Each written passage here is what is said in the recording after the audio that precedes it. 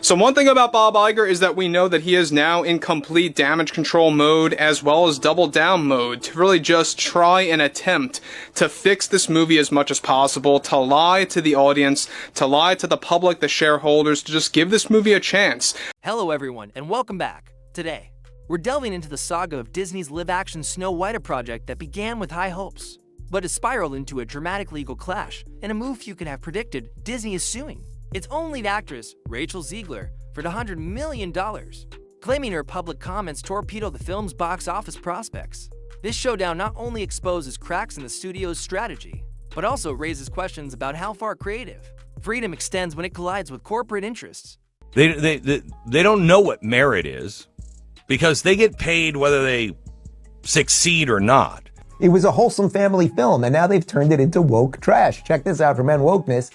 Disney's Snow White said that harm should befall Trump and his voters. Do not see this film. Disney's track record of live-action updates seemed unstoppable. Cinderella, Beauty and the Beast, and Aladdin each raked in hundreds of millions, if not billions, at the global box office. Revamping Snow White, Walt Disney's first full-length animated feature, felt like a logical evolution. Rachel Zegler's casting brought fresh star power, especially after her breakout role in West Side Story. While Gal Gadot as the evil queen promised a level of global appeal few stars can match. Expectations soared. Fans hoped for a modern spin that would still preserve the enchantment of the original. Not only has she destroyed hundreds of millions of dollars worth of IP for Disney, but she also has destroyed her career and the careers of anybody who worked on the movie. Then came the rumors iconic elements would be radically changed, including the dwarfs.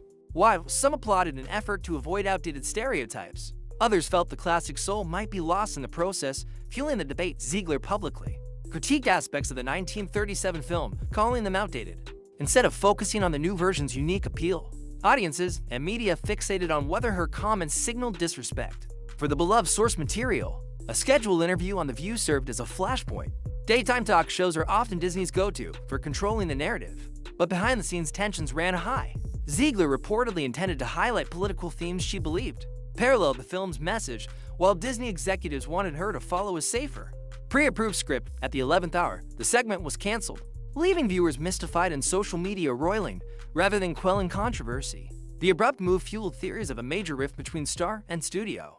That the producers, far left-wing activists in Hollywood, are turning on her, and Disney has canceled all of Rachel Zegler's appearances on their media platforms. Kind of tough.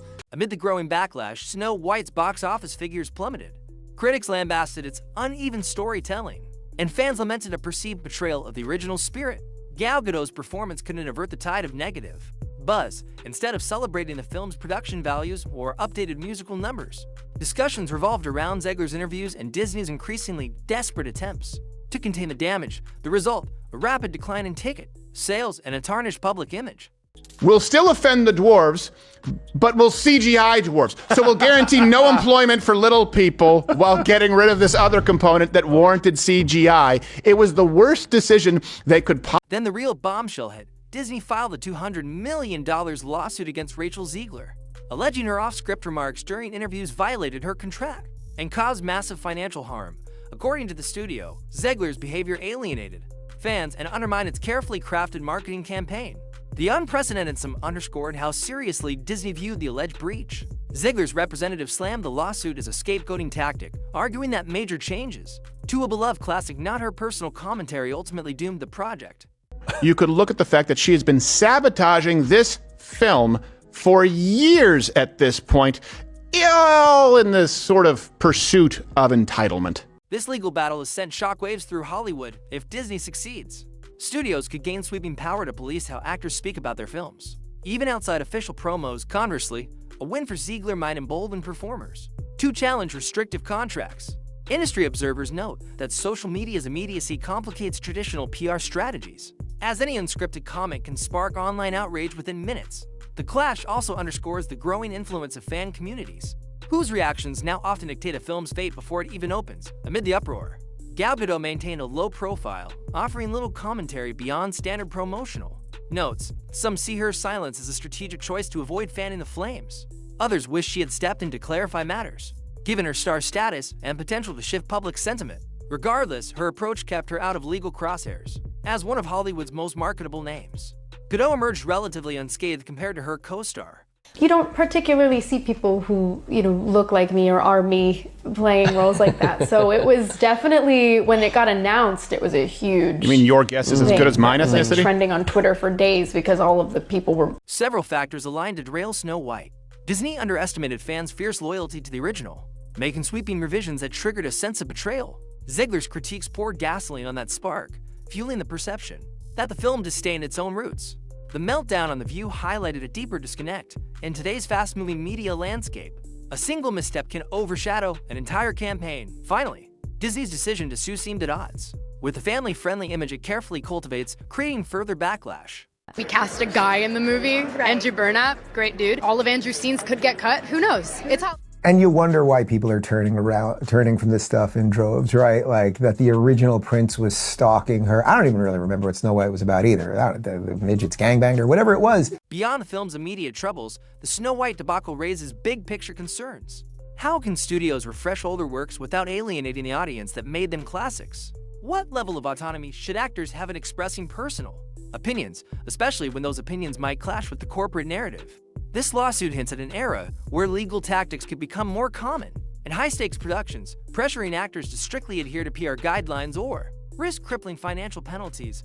Bob Iger, long admired for his business acumen, finds himself overseeing a PR nightmare. Here, the Rotten Tomatoes reviews are looking pretty bad, and they did. It seems like they tried to tweak a few things, but this movie is bad. The willingness to file a massive lawsuit suggests Disney believes it must protect its IP at all costs, but it also risks appearing heavy-handed. While some insiders agree the studio has a right to safeguard a major investment, others argue that punishing an emerging star so publicly undermines the magical ethos Disney has cultivated for decades. Whether the lawsuit will dissuade future controversies or deter high-profile talent remains an open question. Rachel Zegler now stands at a career crossroads. If the court rules in Disney's favor, the financial and reputational damage could be immense. Should she prevail, she might become a rallying figure for artists seeking to maintain authentic voices under corporate contracts. Yet studios wary of negative press might hesitate to cast her in major roles as social media continues to blur personal and professional boundaries. Her situation may serve as a cautionary tale or a blueprint for how artists can stand their ground. And to everyone who hates when I win, the winged victory came to the Louvre in pieces, and people still line up to see her. And I can only hope that despite my flaws, and despite my cracks and my breaks, and there are many of them, Disney's live-action Snow White will be remembered less for its reinterpretation of a classic fairy tale, and more for the controversy that engulfed it. At the heart of the dispute lies the power struggle between corporate image management and an actor's personal convictions played out in real time on social media, and now, possibly, in the courtroom. Whether Disney's $100 million lawsuit is a justified attempt to recoup losses or a drastic overreach depends on who you ask. One thing's for sure, this saga has reshaped conversations about how far studios will go to protect their brand and how much freedom actors truly have when the stakes are this high. In the end, even a story as old as Snow White isn't immune to modern showdowns over money, image, and control.